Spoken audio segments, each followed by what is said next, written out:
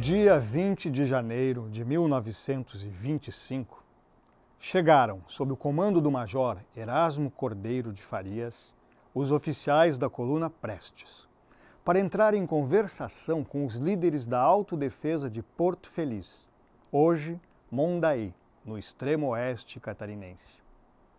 Declararam que Prestes pretendia atravessar os 500 metros de extensão do revoltoso Rio Uruguai para prosseguir imediatamente a marcha revolucionária em direção ao norte e integrar-se aos demais revoltosos no sudeste do país. Bom, ele sabia naquela época que a coluna Prestes ia vir passar por aqui. Aí eles se prepararam. Eles fizeram como é que se diz, um movimento entre os moradores que tinha aí, todos eles se armaram como puderam para se defender mas muito pouco, aqui não houve nenhum combate nem nada, porque o Prestes era um exército, vamos dizer, né?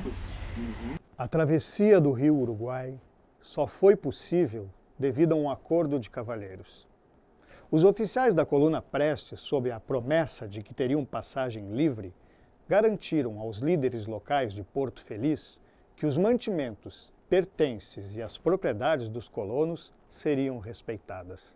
A única coisa que eu me lembro é que o pai sempre dizia que eles tiravam tudo o que tinha para comer, eles pegavam, porque eles eram famintos, vinham fugidos do exército, não é? Porto Feliz não tinha mesmo como resistir com seu pequeno efetivo de guardas civis. Imediatamente, os oficiais revoltosos requisitaram as lanchas a motor e, a seguir, exigiram que os carpinteiros da cidade construíssem uma grande balsa.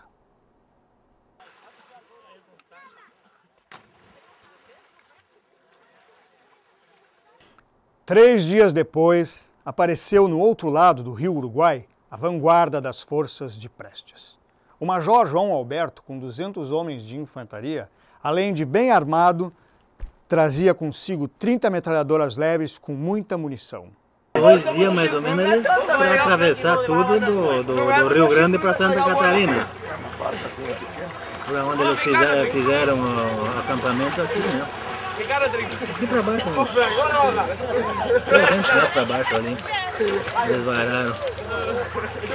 Então, eles ficaram aqui e tiraram até o rotor de uma lancha que tinha, né? Que só podia atravessar alguém da passageiro com a ordem do Prestes, né? E ainda no mesmo dia, 60 homens embarcaram na lancha motor, levando como reboque o Timbaúba para efetuarem o reconhecimento da região rio acima. Na embocadura do rio Iracema, depararam-se com uma patrulha do coronel Zeca Maia, prefeito de Chapecó.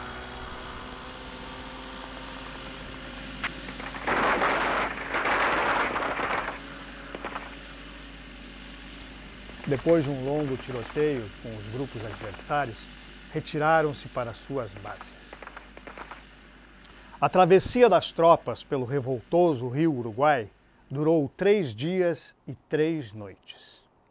Bom, então eles acertaram, ainda pediram fazer umas barcas, já tinha uma barquinha bem pequena, mas pediam para construir uma barca maior, que estava faltando mesmo. Então ainda construíram para o pessoal do Prestes podia ir a via mais rápido. Assim mesmo parece que a passagem levou 4 dias. Ao todo, atravessaram o rio 1.500 homens, 40 mulheres, 950 cavalos. Na planície de Porto Feliz, Mondaí, foi levantado um grande acampamento. Uma parte das tropas acampou na vila, sendo que os oficiais se hospedaram em casas particulares. Ele se hospedou na casa do meu pai. O Prestes? Sim. O pai teve que aceitar ele, obrigado, né? Porque... interessa muito nesses dias que o Prestes ficou aí na casa do seu pai. Ali eles devem ter conversado bastante, por isso que o teu pai fala muito bem do Prestes. Ali ele percebeu que o Prestes, então, era nesses dias que ficou na casa do seu pai. Seu pai ficou dias, conversou com o Prestes, nesses dias que o Prestes se hospedou na casa do seu pai. Aí, pelo que o pai contava, disse que ele era um homem muito estudado, ele gostava muito de música, tocava violino junto com o pai e mais eu não me lembro quem era o outro. Eles tocavam violino e diz que ele era um homem muito bom. E assim eles ficaram aproximadamente 30 dias aqui no município de Mondaí. Eles se comportaram muito bem pelo que meu pai conta, né? Até o Prestes, o Luiz Carlos Prestes, mandou uma arma pelo meu pai. Meu pai levou a cavalo daqui a São Carlos para entregar para um senhor lá que eu não sei o nome, né? Mas teve que levar uma arma lá para São Carlos e meu pai foi a cavalo. Após a passagem de toda a coluna, o tenente e agora major Carlos Prestes pretendia afundar a lancha. Assim, as tropas do exército brasileiro teriam dificuldade na travessia do rio Uruguai. Os líderes locais explicaram a importância da lancha para a sobrevivência de Mondaí. Mesmo assim, Prestes estava decidido a afundar a lancha. Alguém então sugeriu a Prestes que levasse uma peça do motor da lancha para impossibilitar o seu uso pelas tropas legalistas. Queria afundar, mas então eles conversaram muito e o Brinkmann deu a palavra que eles podiam tirar o magneto, né? O magneto e podiam levar para algum tempo de uma pessoa de responsabilidade que ia junto com o Prestes e depois voltar de novo aqui. isso foi feito e funcionou, né? Ele trouxe de novo aquele magneto. Prestes aceitou a ideia e imediatamente um rapaz de Porto Feliz, de livre e espontânea vontade, seguiu com as tropas para trazer de volta a imprescindível peça do motor. Depois de algumas semanas, o rapaz retornou com a peça. Eu sei dizer que o Carlos Prestes, esse Luiz Carlos Prestes, ele era um guerrilheiro, né? E cheio de razão no fundo ainda, porque esse Luiz Carlos Prestes, naquela época eles amarravam balsa que puxavam isso para São Borja, né? Aí até meu pai disse que estava atando madeira ali, tá? E quando chegou o Luiz Carlos Prestes diz, vocês estão muito errados com esse negócio. Essa madeira amanhã depois vai fazer falta. Naquela época o homem já sabia isso. Naquela época o homem já sabia que a madeira ia fazer falta. E não fez. Quer dizer, que essa madeira amanhã depois ia fazer falta. Não faz falta. Como é que eles já sabiam, o Luiz Carlos Prestes já sabia isso? E chamava o homem de bandido? Bandido era aqueles que levavam a madeira embora. E que meu pai, inclusive, trabalhava nisso, amarrava, era lancheiro. Depois, a história assim do pai termina, ele foi... Aí eles se despediram dos homens aí, eles atravessaram aqui pro rio Laju, rio Antas acima, até perderam uma metralhadora lá, viu? Depois, um tempo depois, um homem achou. Aí ele entregou por aí, também não souberam mais o que foi feito disso. E logo depois, lá em cima, então, em separação, lá em cima, lá então, por que o nome de separação?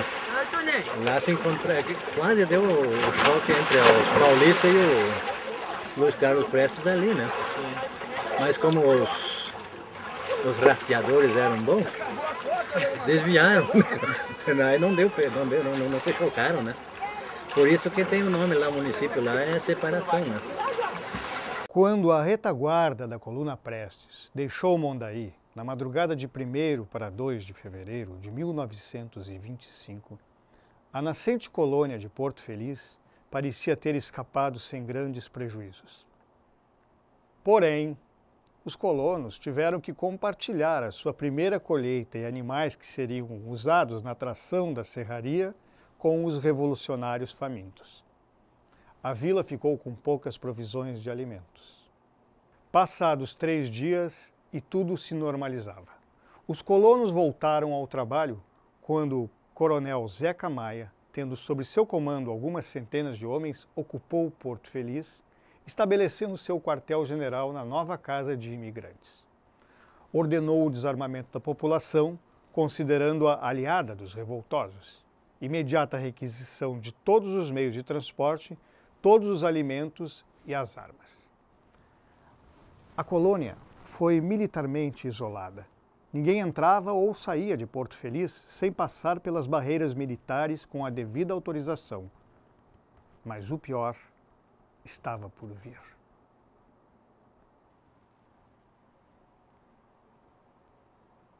Por semanas inteiras faltavam sal, banha, farinha, açúcar e café.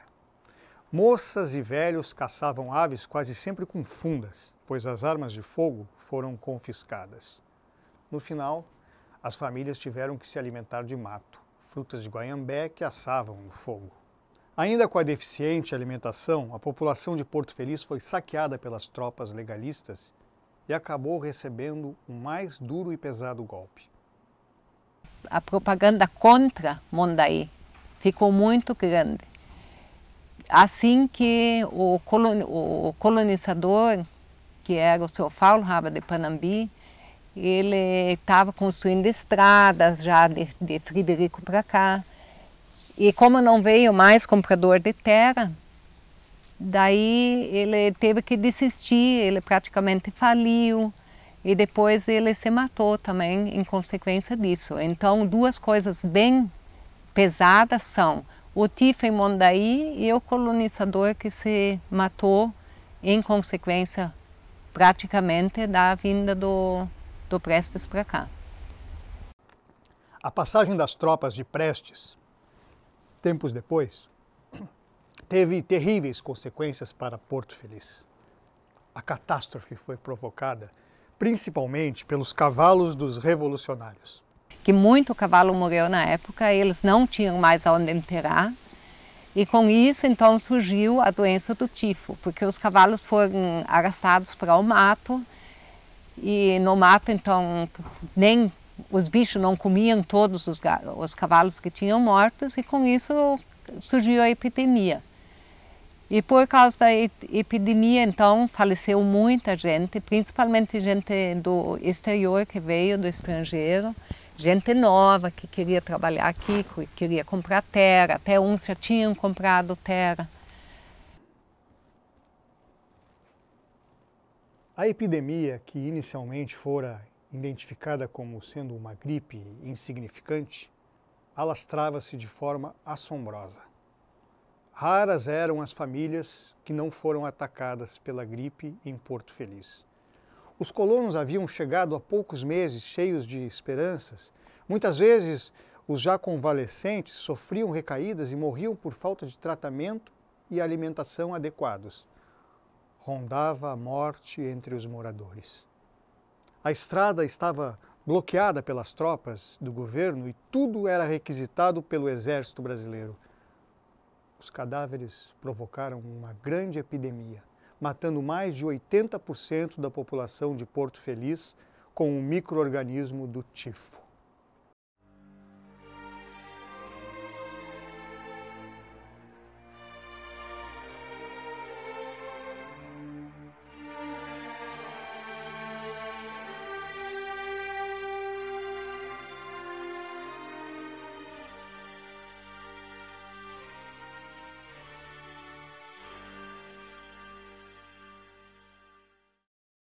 A origem do nome Município de Descanso deve-se à passagem da coluna Prestes, que ao descansar montou um grande acampamento.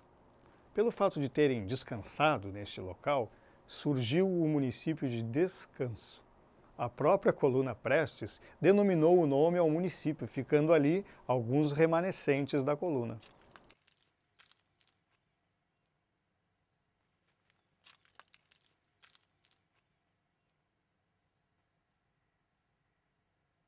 Aqui na comunidade da Linha Olímpio, numa propriedade do Ernesto Gralo, quando ele entrou logo no início, ele logo percebeu que havia uma picada no meio do caminho, né? E logo ele ficou sabendo por outros moradores que era a picada da coluna Prestes. E mais em cima do morro, no meio do mato, era tudo sertão, ele achou uma pequena área desmatada. E ali depois, mais tarde, quando ele foi fazer roça, ele acabou achando fuzil, baioneta, acabou achando martelo, balas de fuzil, panelinha, né? Tudo que um estribo que tem o brasão do exército brasileiro, isso comprova que realmente era da coluna Prestes, que contam as pessoas ainda hoje que um estribo daquele tipo com o brasão era só um capitão, um tenente, alguém do alto comando que podia ter esse tipo de estribo, né? Sim. E os soldados mais rasos já não era estribo simples, né? Que até na verdade esse material nós temos aqui no museu, né? Com aquele estribo com o brasão, né? Que comprova que era no capitão, no tenente, ou, né? Pode até ter sido do próprio Luiz Carlos Prestes, ou, né? E também foi achado estribos, né? Diferentes, né? Estribos simples, né? Baionetas, tinha balas de fuzil, tinha panelinhas para tipo prato, tinha um cubo de um material bem resistente que nós calculamos que era para derreter algum material, né, para fazer balas, né, ou até prata, ouro, né, esse tipo de material, né, podia ter sido derretido naquele cubo, naquele tipo de prato, né. Martelos foram achados, né? Fivelas. Isso comprova também que nesse lugar ali, ou era o grupo, o exército do Prestes, que ficou ali uma semana, duas, ou, né, uma retaguarda que ficou mais tempo, porque era bem no alto do morro, então se enxergava. Eles andavam pelas regiões ao redor, porque foi achado uma pistola, 2 canos, ali na terra do Ludwig ali. Foram achadas várias balas ao redor, né? Então isso comprova de que os soldados do Prestes andaram pela nossa comunidade, para essa região aqui. Eles não só seguiram a picada, como também, né, eles, como é que se diz, eles conheceram o local, né? Eles conheceram, ficaram muito tempo ali, porque nós ali no morro, nós achamos quantas balas de fuzil. Sim, isso era uma prova de que eles podiam até ficar um mês, até mais, né? Pela questão da caça, né? Então eles podiam ter ido atrás de caça e, né, perderam balas para conhecer os lugares também, porque esse morro aqui em cima ele ficava bem estratégico, né, pelo pessoal que vinha lá de São Miguel. Era uma forma deles pegar eles, né, na retaguarda. Era um lugar bem estratégico, né, em cima dos morros, bem alto, né. Era como se fosse um roçado, uma roça, como se eles tivessem roçado ali para fazer uma roça, mas calcula-se pelas ferramentas que nós encontramos ali, que era um local que eles ficaram ali, uma retaguarda, um local estratégico. Então ali foi achado bala de fuzil, cano de fuzil, baionetas, foi encontrado fivelas, estribo, com o brasão do Exército Brasileiro, estribo simples, foi encontrado panelas, martelos, né? Foi encontrado um cubo de um material bem resistente, né? Tipo uma panela que calculamos que era usado para derreter algum material, para fazer balas de chumbo, né? Ou até derreter talvez ouro, ou, né, qualquer outro minério, né? E também na nossa comunidade, em outras áreas, propriedades ao redor, também foram achados pistolas, balas de fuzil, né? Então isso comprova de que eles andaram nas áreas ao redor, né, para conhecer esses lugares, né? Ali para marcar esse lugar, né, por exemplo, onde foi achado essas balas de fuzil, a maioria dessas ferramentas que nós temos aqui no museu, foi colocado um marco, né, uma placa, né, registrando, né, aquele lugar, né, como sendo um lugar, né, onde a coluna Prestes permaneceu como retaguarda, ou talvez permaneceram por alguns meses ali, né. Seria como um ponto turístico, né. E hoje, na verdade, seria o quarto ponto, né. Tem um no Rio Grande do Sul, tem esse aqui na Linha Olímpia, depois tem em Goiás, e o outro, se não me falha a memória, em São Paulo, acho. São 4 marcos da coluna Prestes. Meu nome é Hildor Gralo. Eu nasci e me criei aqui naquela comunidade. Meu pai entrou aqui naquela comunidade em 1954. E o pai achou balas aqui perdidas pela coluna Prestes. E o marco deve estar por ali. Então, vamos abrir ele, marcar.